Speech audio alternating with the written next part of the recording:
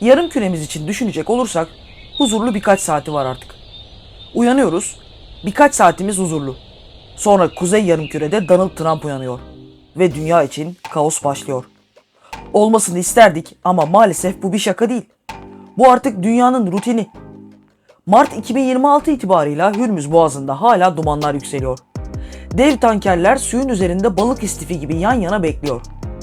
Dünyanın en kritik su yollarından biri fiilen kapalı. Dünya petrolünün %20'si buradan geçiyordu ama şu an geçemiyor. Birkaç ay önce dünya gündemini meşgul eden başka bir haber vardı. Tuhaf görünen bir haber. Bir adam Grönland haritasının üzerine eğilmiş, burası bizim olacak diyordu. Daha geçen hafta Küba için ister alırım ister özgürleştiririm, onunla ne istersem yaparım demişti aynı adam. Kanada'ya da 51. eyalet demişti. Ve bu adam dünyanın en güçlü ülkesinin başkanı. Şimdi şunu sorabilirsiniz. İran'daki savaşın Grönland'la ne alakası var? Çok alakası var ve hepsi birbiriyle bağlantılı. Çünkü bu haberler aynı dünya görüşünün, aynı zihnin ürünü. Biri füzelerle yazılıyor, diğeri çek defterleriyle. Biri ateşle, diğeri tapu senediyle. Ama ikisi de aynı soruya cevap arıyor. Bu topraklar kimin? Bazı ülkelerde bu sorunun cevabı verildi. Venezuela'da mesela, üstelik bir gecede. Devlet başkanı gece yatağından kaldırıldı, ertesi sabah Trump şunu söyledi. 303 milyar varil petrol, şimdi bizim. Bitti, bu kadardı. An itibarıyla Küba benzer bir sona doğru gidiyor. Petrol tankerleri adaya giremiyor. Işıklar yanmıyor. Sokaklar yoksul insanlarla doldu. Henüz Küba için bitti diyemeyiz ama nereye gittiği belli. İran direniyor. Trump her ne kadar bu savaşı kazandık masallarını anlatsa da İran hala direnmeye devam ediyor. Gazze, on binlerce insanın sonu oldu. Grönland bekliyor. Kanada bekliyor. Panama bekliyor. Hepsi aynı hikayenin farklı sayfaları. Peki dünya en zenginin ya da en güçlünün satın alabileceği bir emlak portföyü mü? Bu koca dünya satılık mı? We are going to do something on Greenland, whether they like it or not. We are going to run the country. We'll be hitting them very hard where it hurts. Bu yolu Trump icat etmedi. 200 yıllık bir oyun bu. Ama şimdiye kadar bu kadar yüksek sesle, bu kadar açık açık söyleyen de olmamıştı. Maskenin düşmesi işte bu. Ve bu video o maskenin arkasında ne olduğunu anlatacak. Abone olmayı, videoyu beğenmeyi ve yorum yapmayı unutmayın. Sizlerin desteği bu videoyu daha fazla insanın önüne çıkaracak ve daha fazla izlenmesini sağlayacak. İyi seyirler.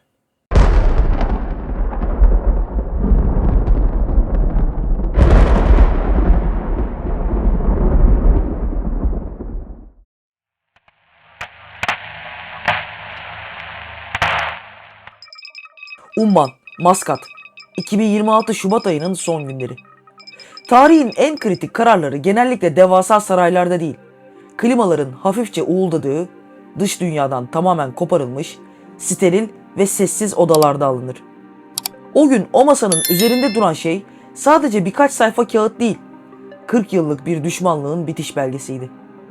İran nükleer şartları kabul etmiş, taraflar el sıkışmaya hazırlanmıştı. Diplomatlar belki de kariyerlerinin en büyük barış anlaşmasına imza atacaklarını düşünerek 72 saatlik geri sayıma başlamıştı. Ancak barış bazen sadece bir sonraki saldırıya hazırlanmak için gereken sessizliği sağlamak amacıyla kullanılır. Önce telefonlar çaldı. Ardından ekranlara düşen o kırmızı uyarılarla barış için kurulan o masa bir anda anlamsızlaştı. Füzeler havalanmıştı bile. Anlaşma metni daha üzerindeki mürekkep kurumadan alevler içinde kaldı. Peki neden? Neden her şey yolunda giderken o barış masası aniden bir gecede devrildi? Cevabı anlamak için diplomasi sözcüklerini bir kenara bırakıp Donald Trump'ın zihnine girmemiz gerekiyor. Zor bir deneyim olacak hepimiz için ama o zihinde ne yazık ki tek bir gerçeklik var. Mülkiyet. Demeçlerinden açıkça görüyoruz. İran'ı tanımıyor. İran halkını bilmiyor. Nasıl düşünürler, nasıl davranırlar. Zaten bir önemi de yok onun için. Kendi ülkesini bile yeterince tanımadığını eminim ama dünyanın geri kalanı hakkında hiçbir fikri yok. Trump için İran, müzakere edilecek bir muhatap ya da egemen bir devlet değil. Sadece borç batağında, itibarı zedelenmiş ve tasfiye edilmesi gereken devasa bir varlık. Bir mülkü ucuza kapatmanın en eski kuralı onu önce yaşanmaz hale getirmektir. Değerini düşür, güvenliğini sars, halkını çaresizliğe it ve mülk sahibi pes edene kadar baskıyı arttır. Trump o barış masasına bir diplomat mantığıyla oturmadı. O sadece bu kuralı çok iyi bilen bir tasfiye memuru gibi alacaklılarının, yani İsrail devletini yöneten şahinlerin taleplerini masaya süren bir icra memuru gibi davrandı. Ancak bu sefer formülün karşısında 40 yıldır yaptırımların, izolasyonun ve baskının içinde hayatta kalmayı artık genetik bir koda dönüştürmüş sert bir gerçeklik vardı. Ve İran dağılmadı. Hürmüz Boğazı kapandığında dünya petrol piyasası sarsıldı. Trump'ın kendi ekibi devam ve dur diyenler olarak ikiye bölündü ama bekledikleri o beyaz bayrağı İran bir türlü sallamadı. Avrupa ülkelerinin kendisine destek vereceklerini sandı ama o konuda da yanıldı. En büyük tepkiyi İspanya Başbakanı Sanchez verdi ve Avrupalı liderler Trump'ın ardında saf tutmadı. Şimdi barış masası yeniden kurulur mu? Bu tam bir kara delik sorusu. Amerika'nın talepleriyle İran'ın istekleri örtüşmediği sürece zor görünüyor. İran halkı ise muhtemelen kendi kaderini savaş sonrasında belirleyecek. Çünkü böylesine bir zulüm ve yıkım devam ederken kimse kalkıp da kendisine bu yıkımı reva görenlerin tarafında olmaz. Bir insanın başına silah dayayıp şimdi ben ne istersem onu yapacaksın demekle benzer bir şey bu. İnsanlar önce hayatta kalmayı başarmalılar ki hem kendileri hem de rejimin baskıları yüzünden kaybettikleri insanlar için adalet arayabilsinler. Amerikan halkına gelecek olursak, onlar da ucuz benzin ve ucuz gıda vaadiyle Trump'ı seçtiler. Şimdi dünyanın dört bir yanındaki milyarlarca insan tarafı olmadıkları bir seçim yüzünden acı çekiyor ve bedel ödüyor. Yüzümüzü haritada biraz daha sola, okyanusun öte tarafına çevirecek olursak bu bedeli çoktan ödemiş bir başka ülkeye bakabiliriz. Venezuela'ya.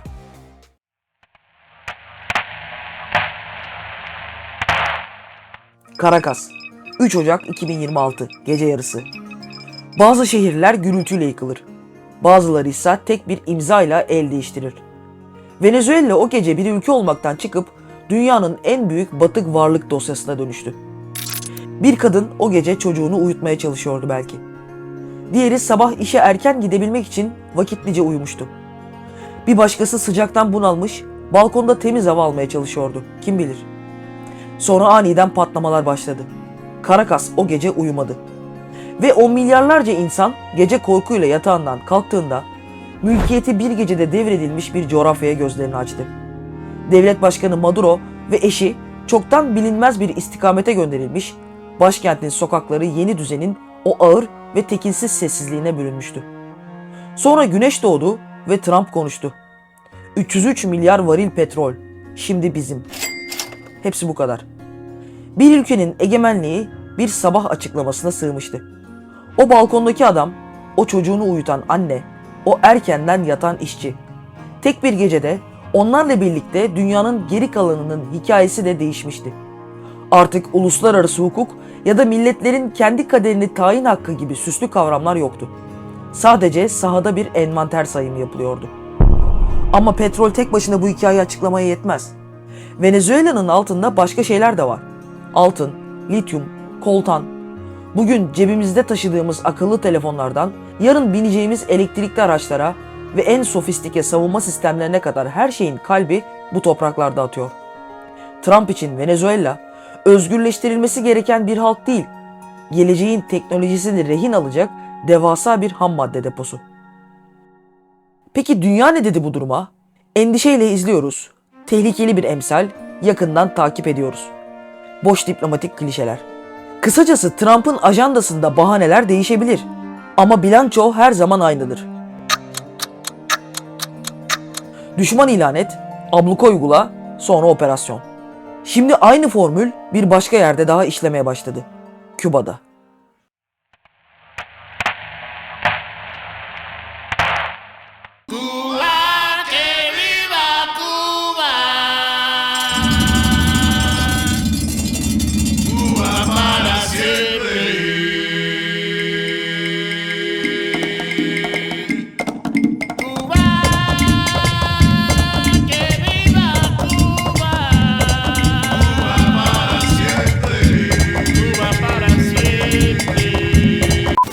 But I think Cuba see the end. You know, all my life I've been hearing about the United States and Cuba. When will the United States do it? I do believe I'll be the honor of having the honor of taking Cuba. That'd be good. That's a big honor. Taking Cuba. Taking Cuba in some form, yeah.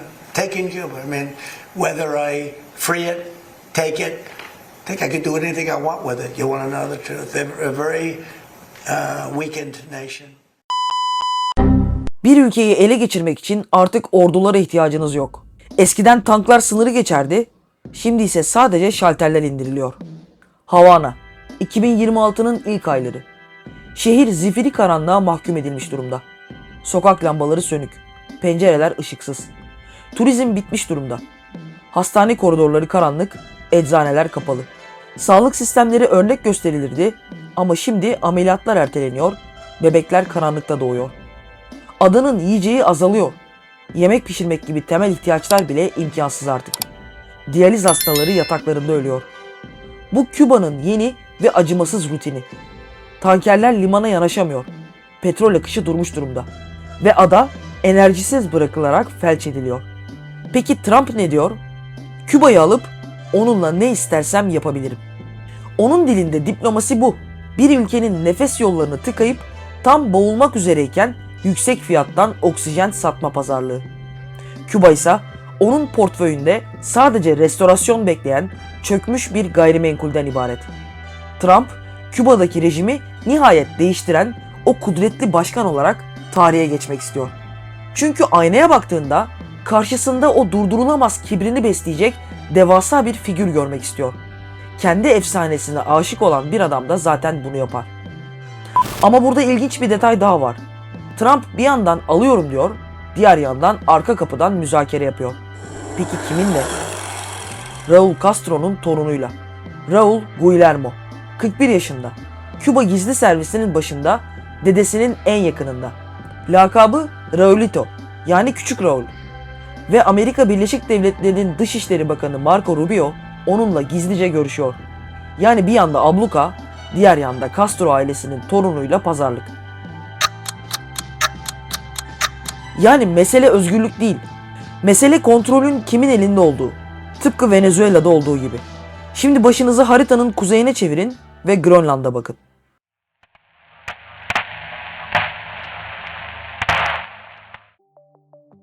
Grönland.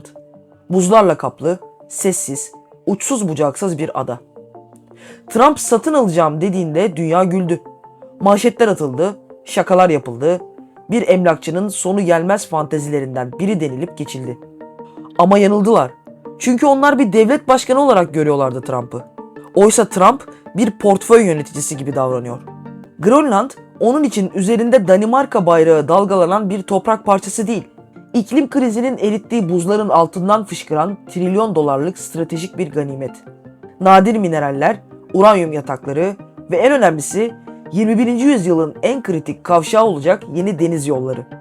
O buzlar eridikçe dünyanın yeni ticaret rotası burada çizilecek. Trump haritadaki sınır çizgilerini görmüyor. Egemenlik ona göre modası geçmiş bir kavram. Asıl olan mülkiyet. O sadece henüz paraya çevrilmemiş kar marjlarını görüyor. Danimarka her ne kadar burası satılık değil derse desin, Trump'ın ajandasında hayır cevabı sadece fiyat arttırmak için bir pazarlık taktiği. Şimdi gözünüzü güneye çevirin, Kanada'ya. Dünyanın en uzun kara sınırı. Yıllarca stratejik ortak denilen o güvenli liman. Trump için artık burası başka bir şey. Ana binanın yanındaki henüz tapusu alınmamış eklenti. 51. eyalet dediğinde dünya bunu bir şaka zannetti.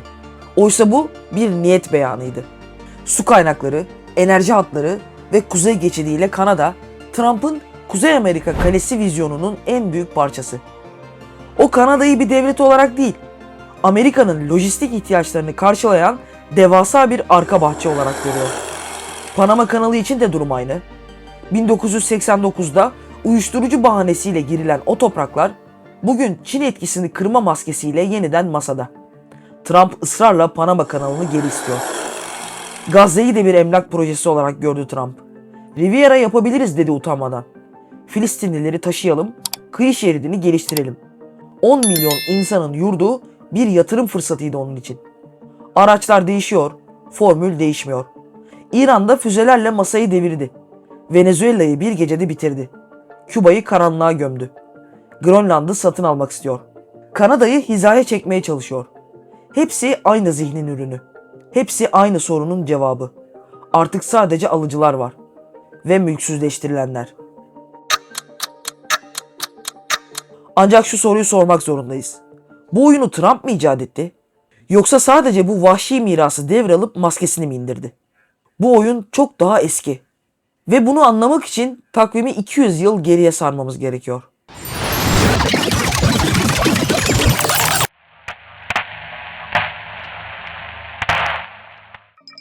...1898, Küba. İspanya ile savaş başladığında Amerika özgürleştiriyoruz dedi. Dünya inandı. Kübalılar inandı. Belki operasyonu yürüten o genç askerler bile buna inandı. Çünkü özgürlük kelimesi her türlü işgalin en kusursuz ambalajı. Ama savaş bittiğinde Amerikan askerleri gitmedi. Guantanamo'yu bir üs olarak mühürlediler. Küba'nın yeni anayasasına o meşhur maddeyi yazdırdılar. Amerika istediği zaman müdahale edebilir. Sonuç, özgürleştirmediler, sadece mülkiyetin tapusunu devraldılar. Ve o tapu 1959'daki devrime kadar ellerinden hiç düşmedi. 1989, Panama. CIA'nin kullanışlı adamı Manuel Noriega, sadakati bitince bir gecede uyuşturucu kaçakçısı ilan edildi. Operasyonla paketlendi, Panama kanalı da 1999'daki devrine kadar güvenli ellerde tutuldu. Peki bu bakış açısının kaynağı ne? 1823. Amerika Birleşik Devletleri'nin 5. Başkanı James Monroe, Kongre kürsüsünden o meşhur yol haritasını ilan ettiğinde aslında dünyanın kaderini çiziyordu. Batı yarımküre bizimdir. O günden bu yana her müdahale, her darbe, her özgürleştirme masalı bu cümlenin gölgesinde yaşandı. Küba'da, Panama'da, Şili'de, Nikaragua'da. Yalnızca üslup değişti. Eski başkanlar bu gerçeği diplomatik zarafetle, demokrasi vurgularıyla ve şık akşam yemekleriyle örterlerdi. Müttefiklik, kuralları olan bir ortaklık gibi görünürdü. Trump ise yalnızca bu maskeyi parçalayıp attı. Ona göre müttefiklik bir franchise bedeli. Eğer aidatını ödeyemiyorsan dükkanı boşaltırsın. Eğer dükkan değerliyse tapu zaten onundur. Eskiler etki alanı diyordu. Trump doğrudan mülkiyet diyor. Bu tek kelimelik fark kurbanın celladıyla olan ilişkisinin özeti. Etki alanı demek orada yaşayan insanların tamamını görmezden gelmek demek. Mülkiyet demekse onları hiçbir şekilde hesaba katmamak. Trump yeni bir oyun icat etmedi.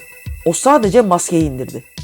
Dolayısıyla o bir sapma değil, sistemin kendi doğasının en çıplak, en vahşi ama en dürüst haliyle bir dışa vurumu.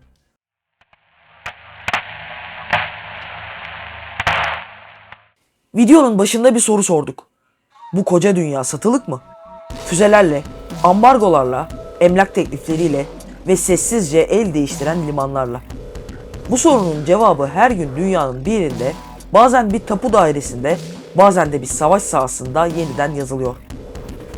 Ama açıkça söyleyelim, asıl alıcı o turuncu saçlı adam değil. O sadece kasanın başında duran, fiyat etiketlerini bağıra çağıra söyleyen adam. Asıl alıcı çok daha eski, çok daha büyük. O 200 yıllık devasa bir makine. Eskiden bu mülkiyet iştahı, demokrasi, insan hakları ve özgürlük gibi şık ambalajlarla sunulurdu. Trump ise ambalajla vakit kaybetmiyor. Doğrudan faturayı kesiyor. Ancak maskenin düşmesi dünyanın daha şeffaf olduğu anlamına gelse de daha güvenli olduğu anlamına gelmiyor. Eskiden kurallar varmış gibi yapılırdı. O mış gibi hali diğer ülkeler için bir nefes alanı, diplomatik bir siperdi. Müzakere masaları birer tiyatro sahnesi olsa da en azından bir masa vardı. Şimdi o masa devrildi. Şimdi sadece çıplak bir pazar yeri var. Ama bu durum bugün Gazze'de yaşanan vahşeti ve dünyanın başka köşelerinde yaşanan ve yaşanacak olan işgalleri durdurma sözü vermiyor. Aksine o vahşetin arkasındaki o maskesiz mülkiyet açgözlülüğü meşrulaştırıyor. Peki bu bize ne söylüyor? Belki de en acı gerçeği. Bu yeni dünyada artık müttefik yok. Sadece müşteriler ve borçlular var. Şimdi geriye tek bir soru kalıyor. Dünya gerçekten satılık mı? Yoksa henüz bizim için bir fiyat biçilmedi mi? Yorumlarda tartışalım. Sizce mülksüzleştirilenler listesinde sırada kim var? Eğer tarihin bu yönü sizi de rahatsız ediyorsa kanalda zaten doğru yerdesiniz. Bu konuya merak duyan bir arkadaşınıza videoyu göndermeyi unutmayın. Ayrıca abone olun ve bir sonraki kırılma noktasını kaçırmayın. Hoşça kalın.